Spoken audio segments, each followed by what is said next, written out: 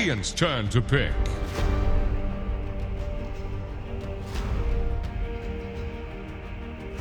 Part of outside influence, right? It's about how are you living your life? Are you comfortable in your own shell? You know, are you having a good environment? Are you focused? Like he talks about, like determination, putting in the effort. There's a lot of things where there are players that have like the short time in the sun that are like super good in pubs and really have it in them, and then they get put in the team environment under all that pressure and they crumble. And then there's others that rise to the occasion and really just keep, you know, growing as people and growing as players. And a lot of the times those things go hand in hand. I'm not sure who is on the phone here. He's focused. Very focused on something else. Although that's an interesting point that you bring up, because have you found that many of the teammates that you've worked with over the years would thrive more in a team environment? Because I think so often in Dota we talk about, okay, you put these mostly antisocial gamers together to have to cooperate with 4 other people and learn these different personalities. I almost always feel like people draw it as like a negative, like, oh, you got to juggle all these personalities. I rarely hear the success stories that are like, yeah, man, my teammate, he really like rose us up. He made us feel happier. It was a much better environment. I think, yeah, I definitely, without necessarily like mentioning any names or whatever, I can just say like a more like broad answer in teams that I've had. I think it's made a huge difference for the successful ones what the chemistry was. And I think it's also important when you do a composition for a team. If you have 5 of the same person, it's just not going to work. There needs to be more vocal people. There needs to be less vocal people. There needs to be someone who takes more of a leadership role. Someone who's, I think, a really good structure in general is to have a captain and a co-captain who like juggle ideas off each other and then bring the others on board when necessary. But not 5 chefs in the kitchen, right? Because then you just ruin the dish. And it's also why some teams hesitate to get a coach, because if they have very strong voices within the team, the coach needs to enhance that experience, not go against them and start causing friction. So it's very much about knowing who you are yourself and then building around it. And I think, hand on heart, I think honestly some of the teams that have been very successful, it's a lot of it's just been luck. Like, you know, you put 5 players together, you recruit someone out of a pub, you have like a good vibe with him, put him in a team environment, might not play the best, put him in a team environment, might be the best teammate you've ever had. And you don't really know until you get into the good situations, the bad situations. You have off days, or you have like an amazing run and people really empower each other. So there is just an element of that too, and obviously a skill in scouting the right players. But you never really know. That's why you've had teams like, you know, people love to make fun of EG, where they've had slumps or had players that just didn't really work out and they swap things around. But it's hard to know, man, until you try it. It's easy to point fingers and be like, man, just get this other guy. It's many of the early secret rosters as well. There's been plenty of iterations. As many amazing success stories as you remember. That one TI, there were just as many failures, and they had just as good players. So it is, it's tough, and it's about finding that secret sauce at the right time. And also sometimes some of the teams that are amazing fall off, you know? You could be amazing for half a year, just be the best in the world, and then suddenly something goes wrong and you're not adjusting to it correctly. Tensions arise and you don't solve it, and what seemed to be like the best bunch of friends ever that just owned everyone suddenly start drifting apart, right? I think a lot of the interviews we've had, or at least some, talk about how being in a team is like kind of like a relationship, right? And I do think that is a way to think about it too, is that, you know, there's going to be times that are hard, times that are easy, and it's about whether you can stick it out in the long run, and if sometimes if the conflicts are even resolvable. Sometimes it's difficult, right? That got very meta. We're very many picks in. I appreciate it. I guess I can give Effie the floor because it's her favorite opening. Oh, there's Weaver. Let's go, and the Weaver. You got all your favorites, Effie. What's happening? Oh, Bounty Hunter. Bounty Hunters. Wait, are they gonna do something insane and just pick Tinker? I wouldn't put it. You know, it's probably a possibility. Why Tinker? Anyway. Oh, Felt. Puck Tusk. Yeah, Puck Tusk. Who would have guessed that? Who'd have guessed? Quincy Crew, TSM, or UG really love this opener. No, we saw how effective this was just earlier today in EG series. We saw Tusk roaming mid as early as level 2. He actually chose to drag the creep wave back from his offlaner, just get level 2 himself and instantly roam mid, which I thought was a really interesting thing to do with a Puck, and it worked out really nicely. So yeah, lots of solid playmaking potential to be made between these two heroes. So these ones are not very unusual. What's more unusual is this Weaver Bounty Hunter for Felt that come out in the second phase. First of all, just to quickly skim on the Marcy Grimstroke, I think this combo is a little interesting because we haven't exactly seen it yet, right? Like there's potential for the double dispose with the Soulbind, which nobody's actually tried with Marcy yet. It sounds cool, but I don't know how good it is. I don't know. If you toss them at a specific angle, can you toss them into each other? Yes, and then they both take damage from each other. And then they like get knocked unconscious. Yes, exactly. They bonk their heads together, and it's an 8-second stun. Can we get a replay of Saberlight folding his laundry? I wonder if he was Marie Kondoing it or not. Because they were playing it in reverse. They were like making him undo his laundry. Oh, that shows how much attention I was paying. Guys. Sorry, if you can please stay on topic. We're talking about laundry here. Effie. I'm sorry, I'll talk about laundry just now. I just want to say that when this happens in a draft, I genuinely don't understand it, right? You see this puck in the first phase. Your only solution to the puck comes out in a Grimstroke Soulbind. The puck leash is the only catch that you have for him so far, and it's a first phase puck. Like, I understand that they love the Weaver, and I've come to peace with the Weaver, right? But this Bounty Hunter, what is it giving you right now, unless you're pairing it with a Tinker or some crazy combo like that? It's gonna get a mind breaker. You're gonna struggle up until that point, and then life's good. Everything's fine. Bounty Hunter will one-shot. Laundry. I'm sure Bloodseeker loves folding laundry. See, I'm back on topic, Cinderin.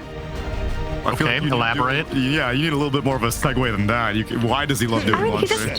He just looks like the kind of guy to like religiously do laundry every Sunday, you know? 5 seconds remaining. Do you have any experience with people religiously doing laundry on a Sunday, wearing a mask and a chain of ritualistic laundry? I just feel like Bloodseeker is the kind of guy to have his life in order.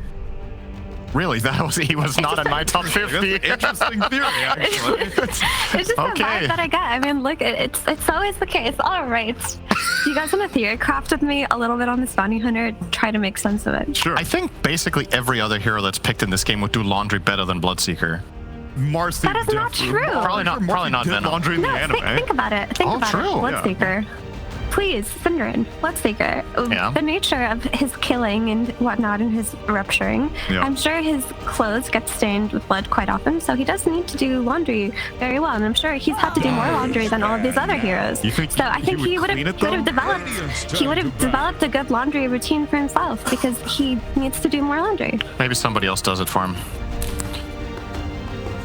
Good theory, though. I appreciate the elaboration this time. Yeah, now there's actually a bit of logic behind it, so I can always... elegant segue. Yeah, okay, I'll elaborate a little bit. I'll humor your idea about Weaver, Bounty Hunter, and what they're doing together here. I have no idea. Back to you, Tsunami. Lots of true sight. I say you get the shard on Weaver, you get the track, and then you hope that someone picks Ricky last. Okay, so if we're gonna look at it seriously, I really want to agree with what you've said about puck. I feel like this happens way too many games, especially in NA. Teams are picking this puck and they are just getting away with it. Like it's getting uncountered more or less.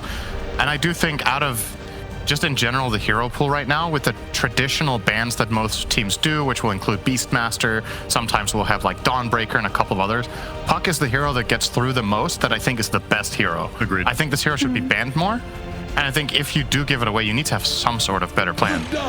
Every game we see puck, it wins. Yep. When it's in the hands of a good team against another good team, the puck team generally wins. To me, this hero is S tier this patch and just needs to be solved. So. Okay, so just to try to understand Felt's thinking, I mean, potentially they could just be going for this Grim Bounty side lane, which could be potentially very strong with that Inkswell and like early Janata. The Grandmaster tier Weaver player on Felt is actually Zora, who's their offlaner, so I would assume that it's probably just a safe lane Bounty Hunter. Maybe you can go mid with it, I'm not sure, but I guess with the track vision and the potential Gleipnir on Weaver and all that vision on the backline heroes, it could open up the game for Weaver to get some kills. I still don't like it though. I just honestly, I don't see the synergy naturally. I think the coolest concept came out in the first phase, and the second phase right now by Felt is a huge question mark. 5 seconds remaining. I guess something nice that they have going for them, I suppose, is that the Venomancer on TSM, if it is a Weaver core, Weaver is one of the heroes who enjoys playing against Veno, because regardless of his slow, you can just Shikuchi on the fight and still do your damage. But on the other hand, Bloodseeker counters that entirely, right? Weaver gets ruptured. he can't Shikuchi around. Sucks for him. What do you do now? This guy's camera shot, basically, if you imagine, can we go back to the camera shot? If you imagine the lower half is a mask, it looks a lot like he might be playing Bounty Hunter. It's like the angle and everything, very... I think you're onto something. He is basically... Actually, wait. I don't know what these players look like on Felt, so I can't say the names here, but the way this camera is aligned, everything around him is dark. He looks like I'm getting bounty vibes here. I got you. You're so right, actually. And he definitely side-eyed does the his camera laundry. a little bit. Okay, so it is a mid bounty hunter, it looks like. I have... Grim Juggernaut side lane, and then Marcy Weaver side lane. It could also be Marcy mid, right? Yeah, and support bounty. Yeah. I like that a lot less, because I think a good puck will dumpster Marcy mid. Or did it also beat bounty pretty handily? Last pick Enigma. Oh, look, no stuns. There are no stuns for the puck already. You know who else loves playing against no stuns? Enigma. Yep. It's pretty damn good, and there's no BKB piercing either. Like, you can silence Enigma with Grimstroke, and you can dispose, but once the BKB comes out, it is free for Saberlight. I think a lot of what dictates the teams that like Enigma a lot, aside from when it was really powerful at the major and teams were actually first phasing it, what generally seems to be the case is that you're looking most at how reliable is it going to be to get a black hole when it's crunch time, like 30 minutes plus. Is it a game where they have no BKB piercing disable and we can reliably hit 1 or 2 cores? It's a good game for it. You're willing to sacrifice maybe if it's a slightly hard lane because the payoff is just insane later on.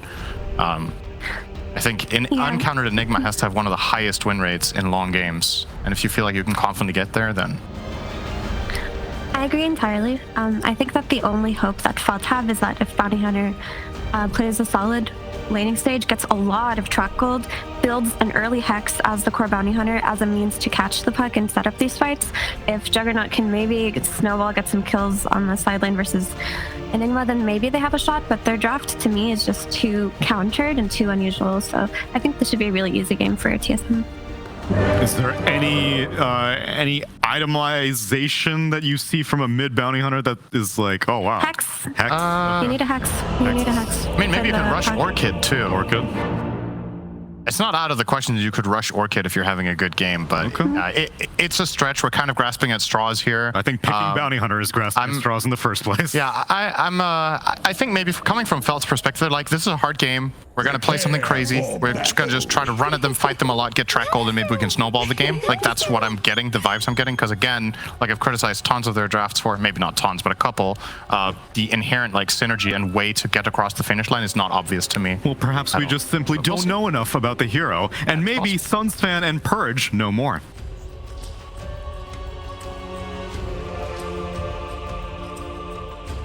Great.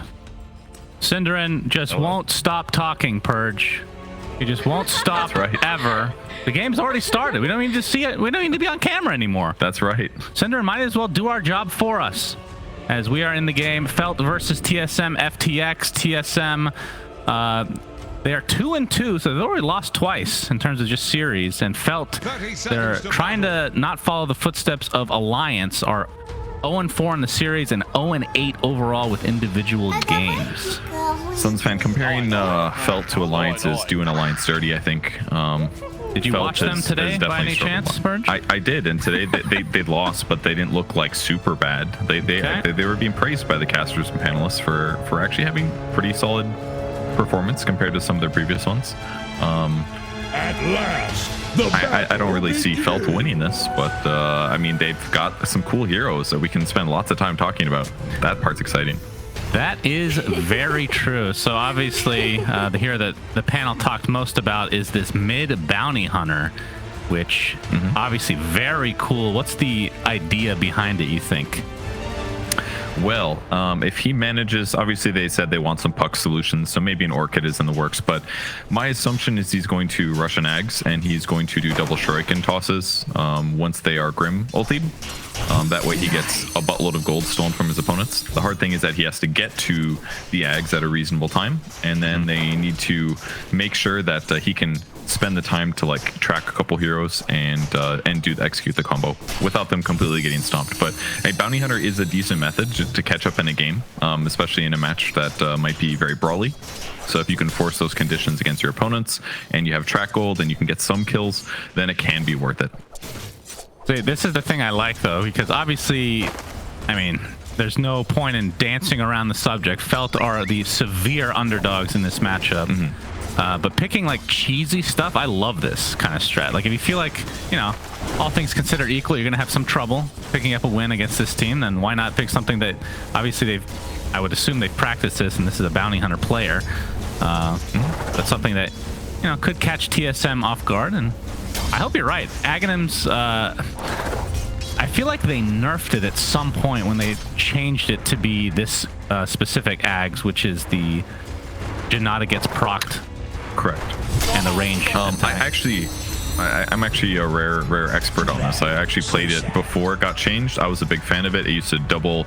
Basically, it used to like bounce. The shurikens would bounce to multiple targets, kind of like a chain frost or cask if they were tracked. And then when they added Janata, unfortunately the win rate went up. So I was wrong. But the playstyle I thought was more fun before, personally.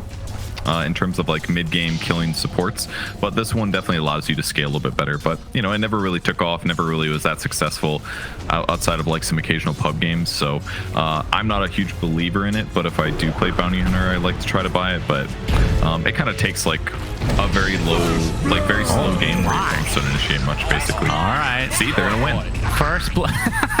First blood goes the way of Zor on the Weaver. I mean, I will say, and I've said this before, Marcy, I think, is the best hero in the game right now, and the fact that she gets through, I mean, obviously Cinder and talk about Puck being really good, which is definitely true, but Marcy just seems on another level. Just get that rebound into dispose, and there's not a whole lot you can do. It's bot lane Paradise. Oh, nice block off by Moon Meander with the ice shards. It's going to lead to a kill. Going the way of Saberlight, which gets his Enigma as a last pick, which was like, I would want to say his favorite hero. And like the panel talked about, not that many stuns to actually take him out of the ult, especially once he gets BKB. Yeah, it's a very good pick here for sure. As long as his laning stage goes okay, it is going to be great. Already they're 6 last hits ahead of the Juggernaut, and killing him there is going to make his lane a little bit worse as well. Just level 2 here on the Jug, whereas Saberlight's almost 4. So yeah, that's we call that the level mismatch here. Bit spooky for Paradise. I like his sponsor tag, girl name, smiley face. I think he's making fun of his teammates. Oh yeah, or a lot of pro players who have that exact thing in their name. Oh, the courier looks like it's gonna be taken out, but it's gonna cost Zor his life. So maybe not worth it in the end, as Dubu will actually live through this. As Wake Me Up now getting chased by Tomato, Bloodseeker. Very annoying here to deal with when there's low HP heroes. It is, and we haven't talked about the Veno very much, but they picked it third. Their opponents end up responding with they basically said like, hey guys, go ahead, pick the Weaver, do it. They did it, and then they're like, all right, we'll play Veno 5, this is great. But I think it's really important, and a lot of people don't, you know, some people can't multiply, maybe you're one of them, but on Venomancer, it's actually really important when you play support Veno, in my opinion, that you get level 2 Gale at 3, because the damage goes up by a huge amount. Goes up by like 150 damage or something like that, or 175 damage with that second skill point. It actually turns it into a great harassment nuke. So I like that Dubu picked that up at level 3. It's going to make his laning stage feel a lot less inadequate, as sometimes Veno support can. And as he transitions, he'll probably go something like a shard. It really helps you be effective without much net worth and without much tankiness to make the hero feel a lot more viable. So excited for it. Oh, we're going to have another block off. Looks like the Inkswell is going to get dodged thanks to this beautifully timed snowball from Moon Meander, who finds the kill onto Rem, which is their stand-in for this game. Mid lane, though, let's see. We got the 23-6 on Bryle, 21-6 on Bounty, so quite even, but obviously the Bounty just had to walk back to base, but I don't think he's going to miss too many creeps. Overall, I would say this is a success from the side of Felt. Although looking at the net worth, maybe not. Yeah, that's always the first sign of trouble when you have these like team mismatches, when one team starts getting ahead in net worth. Part of the reason I was very impressed in the first series here. Bounty's getting ganked though. Yeah, but there's the dispose. You can't counter it. Bryle taken out in tow. Moon Meander left all alone now. All you need is a Marcy and you'll find yourself a kill. Dubu's come though. He's just gonna get tracked up as now Solji is level 6. And Saberlight gets drops REM in the other lane here. With his Eidolons. without even being there. I think he TP'd away while he killed with Eidolon, so that was pretty good for him. Wow. Wake Me Up gonna help with the runes a bit. Does get an arcane.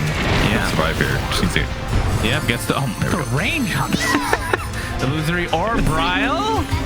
Oh, okay. I thought there might have been a deny, but Bryle nets himself the kill eventually as Tomato takes out Zor, so a lot of action early on.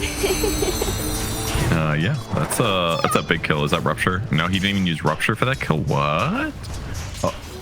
I mean, Zor's level 4, by the way. Tomato's 6. So that's a big disadvantage. Safe to say there. Tomato, despite getting killed in lane, is just kind of going crazy now. I don't know if some of this was from the stack pull from the small camp earlier or what, but...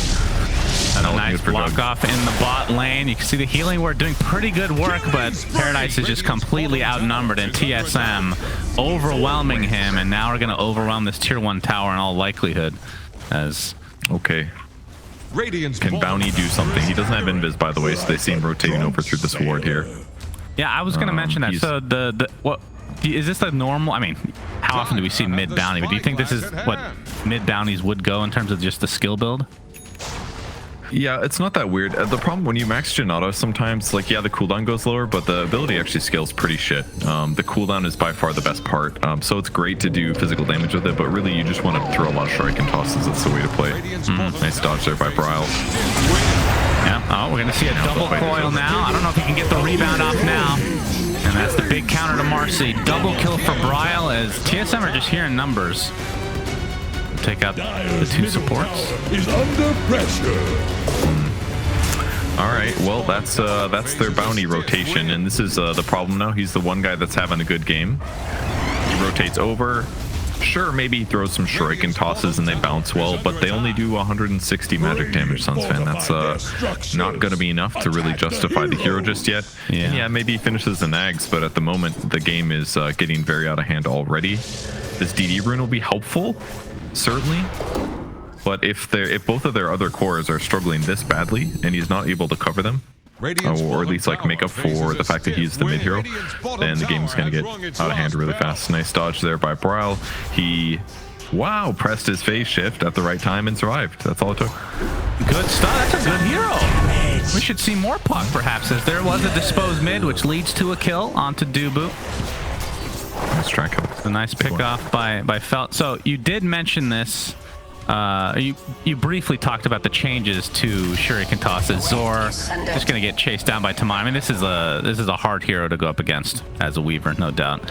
It is, yeah. But it used to do a lot more magic damage, but the range was garbage, right? Now it does way less magic damage, but it scales better with your right click, obviously with the Ags. But the range is better, and the cooldown is better. The cooldown's very low. Yeah, cooldown's very low, mana cost is very low. It's actually a very good level 1 skill, I would say, and a pretty good level 2 skill, because it is quite spammable. DD runs out here. They're going to find out. This is perfect. Easy track kill. Dispose, kill. Solji gets another kill. This time it is the track, so we'll see how much gold he's able to collect throughout this game. Top 3 net worth, which, considering that they're down 3k, does this hero kind of, especially as a core, fall into the same category as like an alchemist, where, I mean, not that they're, I'm gonna have to hold that thought, as he's gonna get snowballed in on. Bryle just takes out that Phantom's Embrace. He's going to get jumped on. Rebound was there. But you can see the Rupture applied to Soldi, who now just has to stand his ground inside that Blood Rite. He drops, but they do find Bryle. So it's a 1-for-1. And it will lead to yet another kill onto the support Marcy. So 2-for-1 in the end. Very big that they killed Puck there. That was one last Grimstroke attack from low ground. If it missed, it would have been real bad. But at least the bounty gets the gold. He just finishes 1. He's got 1,000 in the bank. We'll see what he starts building towards. There's a broom handle as well, which is a great bounty item. The only other thing that's kind of hurting him is his levels are decent, but not really coming out super hard. Like, this is the other issue with Bounty Hunter, is that you don't have any AoE abilities, so he's not going to be able to jungle to accelerate like you normally do. Like, the fact that Grimstroke is kind of comparable to his level is a bad sign here. Zor getting ganked off. Zor dead. They have so much catch on the way of TSM as Saberlight. All right, bot lane. This would be a nice kill for Felt. He gets off the salve though. Is Marcy continuing to chase? There's the urn on top of it. Oh my god, no way. Oh my god. No way. Saberlight. Oh my god, look at that player. Look at that player cam. Holy shit. Why is he not dancing right now? Come on, bro. Well, because nobody's subbing to his Twitch stream. Oh, okay. Gotcha. You got to make him dance that way. The money. Rein in that money. That was really nice. That was cool. He looks Usage of the tumbler toy. mega dead as Brown now pressuring the top lane. Working on the Witchblade for himself. I like that he's being aggressive like this from Bryle here, just to try to force rotations. Like, if he does have allies, they can kill Zor, but until then. Yep, Swarm on top of him. Rebound to follow. Gets the coil onto 2. Illusory Orb. Looks like he's going to be fine. And the coil, okay, he actually stays there because the snowball kept him in place. His Moon Meander might be dead next. Although he takes out one beforehand, so it's a 1-for-1 to start. His Moon Meander will be able to get away, but the urn is taking him down. Zor just taking the reckless from Tomato, though. So it's a 2-for-3 in favor of TSM, but they, at the very least, found Bryle again. Yeah, and they got 2 track kills as well. That snowball was really instrumental there in that fight. It would have gone a lot worse otherwise, because Bounty Hunter basically didn't get an opportunity to throw multiple shurikens during the Grimstroke ulti here. There's that escape from Saberlight once again. Just waiting time for his tumbler toy to come off cooldown. Oh, that was so great. Beast. Tower is on the What is this? What is this? What is he doing? His Solji dies in the meantime. Saberlight. He's a tall man. If he's standing up to put his clothes away, he's gonna hurt his back, dude. That's true. I mean, the fact that he's able to do that while getting a kill at the same time and microing Eidolons, what a god. It's remarkable. Some players are just better, dude. That's all it is. I guess so. Just next Saberlight level. might. Okay, he's showing off his Blink Dagger right now, as looks like Rem is done. Saberlight getting chased. He's going to dodge the Ink Swell. Gets disposed. Wake me up, though. He's the one getting chased. Nice shards again from Moon Meander. Taking after Crit, his old teammate on OG. Looks like that's going to lead to yet another kill, but Bryle, the coil, not going to lead to anything this time for TSM, but they have a 6k net worth lead. And this is against the bounty, which will inflate things. Maybe not to the level of that. That was my question from before. I don't think it's going to inflate like an alchemist, but I'm sure there's some level of that, right? It depends on later levels a bit more for sure, but. And again, it also requires kills. Alchemist can kind of sit around, just feels more reliable, you know? Avoid fights, hit creeps. Yeah. All right, we got the snowball into the punch. Nice shuriken toss onto 3, but there's a nice Omni Slash to follow. Into the spin, Sadubu. Looks like he's going to attempt to TP out. Not happening, though. But they found Solji, so close. TSM gets the better of that trade. Mid-bounty is a high priority target as the tier 1 tower falls. Radiant's middle tower has fallen. Yeah, I mean, TSM's just constantly running them down and forcing them to react and spend spells. And yeah, he's landing some nice shurikens, but he's still very far away from the Ags. And once he gets it, he'll do more damage, decent damage output, but still taking time here.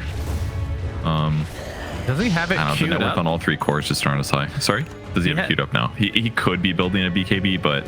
That would be very meh. There's no way they win without Ags, I feel like. It's like the only way. They need damage of some kind. They have an offlane Weaver who's building Vessel but isn't quite there yet. Their mid is a Bounty Hunter and their carry's a Jug. Their support duo does some damage but not that much. Like, they really need Bounty to be able to do something here. Yep, Saberlight getting ganked the track to start things off. And it looks like they'll get the kill. A little bit of miscommunication there, but money for Felt. That was a lot. I mean, he got like 700 gold out of that. That was really good. Meanwhile, looking for the time lapse. Does he have enough time to pop it? He does. And he's Zor's gonna be just fine as a result. So TP's out to safety. Dyer's middle that was great. Not exactly the best ganking combo, the old Veno plus Puck, but there's that mid fight. This is where Jug almost dies TPing away. 6 HP. Very, very close. He even pressed 1 before he went. Live game. Stuff's happening. Yep. Well, Moon Meander kind of stuck between a rock and a hard place, but he put the rocks there. Double kill for Tomato. He's just cleanup crew. Dust applied to Solji. Not sure he's going to be able to juke a Bloodseeker, but we'll see. Yeah, Urn applied now, and down he goes. 3 for 1. TSM favored again. Man, constant kill. This feels like Heroes of the Storm. Did you ever play that game? Except I did a little bit. These heroes are cool. That's the big difference. Yeah. You had to think about it. I was trying to think. It's been a long time since I played. I played a tiny bit during the beta, and then I played. There was another time I played for a few months, and that was about it. But yeah, many mistakes were made. Imagine if Blizzard had taken Dota. What ingratitude! well, hey, at least Heroes of the Storm brought us the talent tree. Okay. That was certainly a nod towards Heroes of the Storm, because that's basically what it was. It was like you level up and make your abilities better. I think that was a really nice fixture that they definitely invented that, and Valve got that from them. I agree. Who brought it up? Who did it first then? Literally any RPG. Radiant's middle tower can't handle this deluge. Who made the backpack? Sure. You're not going to give them credit for the one good thing they did. No. They did nothing correct. It's Blizzard. They're not able to do anything correct. As Moon Meander gets off the dusk. And this is going to likely lead to the kill on Solji again. It's super rough. We got off to a good start, and it is going to be a BKB.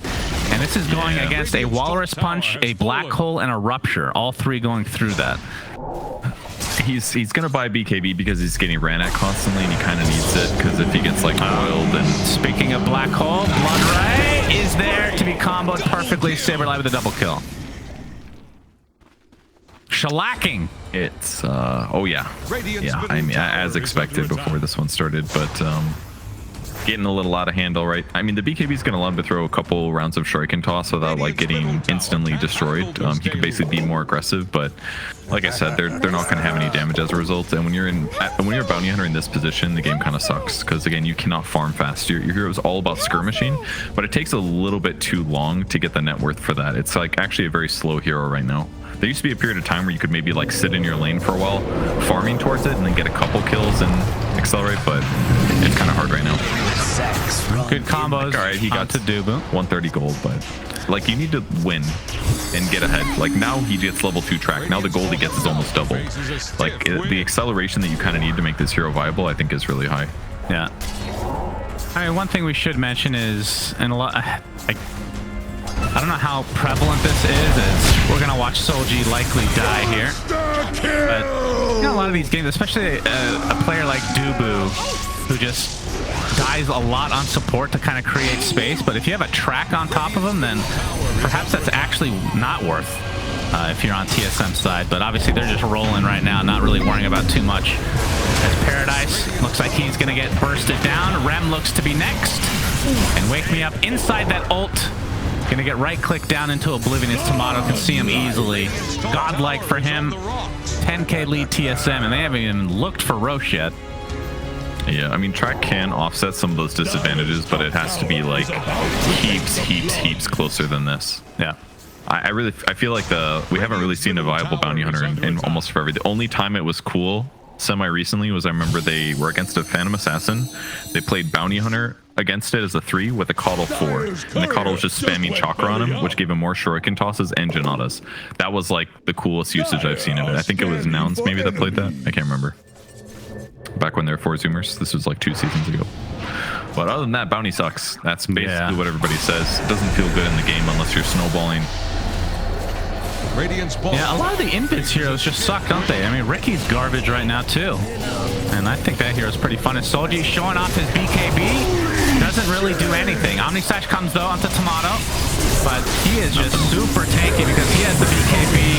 He's just continually getting life after every single kill.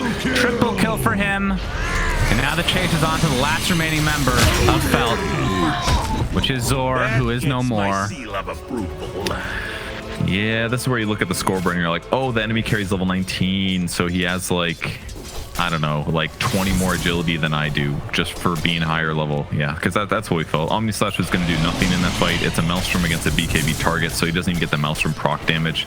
So it's just a shitty Omnislash. They're just so far behind at this point that the game is just going to keep snowballing like this. The BKB helped a little bit on the bounty hunter, but he's just now starting his next item approach. It's going to take forever to get there. Not looking good. Yep, that is to say the least. And so we're going to see a rebound into nothing. Not able to find the dispose this time. Oh, Saberlight. Oh my god, that looked like a massive black hole that was not cast. But either way, Rem is taken out to start this fight as Solji is shown again thanks to the constant dust being applied. Oh, okay. Braille gets stunned. But they'll find Solji again in the end. Dead bounty hunter, which I actually want to talk about his shard, which he doesn't have. But have you tried this thing out? Because to me, in a few games that I played, it actually has felt really good. It did get nerfed, like, I want to say 4 or 5 months ago, but Are you talking about bounty shard? yeah. Oh, okay. Yeah, it's okay. It's 35% damage reduction, so it's kind of like having Bristleback back, but definitely more of a supporty thing in my opinion. Zor is dead. TSM just continuing their onslaught. No mercy for Felt. And like you talked about, this is something we were kind of expecting, especially with TSM off to a bit of a slow start. I know that they've qualified for TI, but similar to Gaming Gladiators, I know some people are thinking that, okay, they're just taking it easy, which, you know, maybe that is true to a degree, but I also think these teams that do really well at majors kind of at times can get nerfed a bit, and I think that's kind of happened to them. But I mean, they have plenty of time to kind of bounce back, and this season I'm guessing that's, I mean, they want to get back to where they were, obviously, and they just haven't looked the same, especially not against Quincy Crew, who absolutely dumpstered them early in the DPC. Yeah, that game was a little shocking for sure. Oh, they messed up the Mercy jump. Yep, she is dead. Omni Slash coming through, though. Bouncing left and right. He may be activated by Tomato, as he's going to turn his sights to the two heroes that are now Black Hold. And this should be it. Surely they will call it here. No building damage yet, but this is, yeah, GGs are called. Yeah, that's just one of those momentum moments where you're like, your morale just completely evaporates when you get 3-man Black Hold. Yeah, Saberlight's just like, okay, easy game, 11-1-14. It did not work. The mid bounty, it has some issues, certainly. It's like, I feel like the only way to make it work really well is you have to like plant your butt in a lane. You have to stay there a really long time, and the ganks you do have to